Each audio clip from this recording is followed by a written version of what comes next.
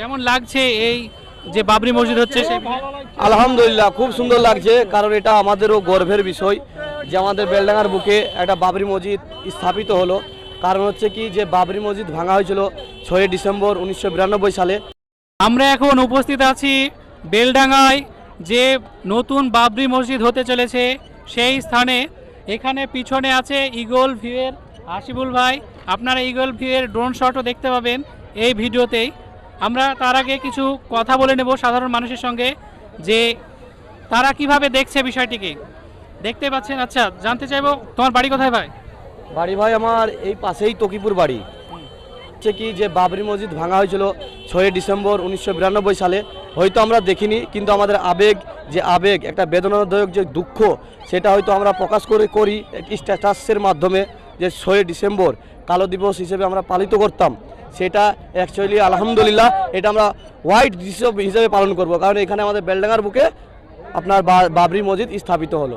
দেখতেই পাচ্ছেন যে বিভিন্ন রাজ্যের মানে বিভিন্ন জায়গাকার বিভিন্ন ডিস্ট্রিক্টের মানুষ কিন্তু এখন বর্তমান আজকের তারিখ হচ্ছে 8 ডিসেম্বর, কিন্তু তবুও দেখুন বাইরে থেকে ভিন্ন ডিস্ট্রিক্টের মানুষ কিন্তু এখন ভিড় দেখলেন, মনে হচ্ছে যেন মেলা বসেছে। আপনি একটু ক্যামেরাটা ঘুরে দেখলেন, দেখুন যেন মনে হচ্ছে যেন মেলা বসেছে।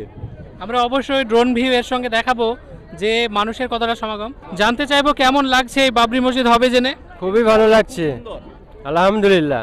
আশা করছেন যে এই কাজ সম্পূর্ণ হবে? আমাদের তো কোনোদিনই ইচ্ছা মানে নিজেরা ভাবতে পারিনি যে এরকম জিনিস আমরা পাবো। সাধারণ মানুষের এই যে দান, এই দানকে আপনি কেমন চোখে দেখছেন? খুবই ভালো, খুবই ভালো, আলহামদুলিল্লাহ। আমরা উত্তর 24 পরগনাতে এসেছি, আমাদের খুবই ভালো লাগছে। দানের আল্লাহর ইচ্ছা যা দেখছি, দানের কোনো কমতি নেই, এত সৌন্দর্য হচ্ছে। আর এই জায়গা আমরা ভাবতেই পারিনি যে বেলডাঙ্গা যে মুর্শিদাবাদ জেলা, এই জায়গায় এইরকম এত সুন্দর একটা যে মির আহমেদ মসজিদ, বাবরি মসজিদ নাম করে আশা রাখি খুবই ভালো হচ্ছে, আমাদের ভালো লাগলো। আমরা উত্তর 24 পরগনাতে এসেছি। আমরা উত্তর 24 পরগনা থেকে কখন বেরিয়েছিলেন? আমরা 11টার সময় বার হয়েছি, এখানে এসে পৌঁছেছি, তখন এই পর্যন্ত পৌঁছেছি আমরা এখন। আচ্ছা আচ্ছা, কতজন মিলে এসেছেন? আমরা 9 জন এসেছি।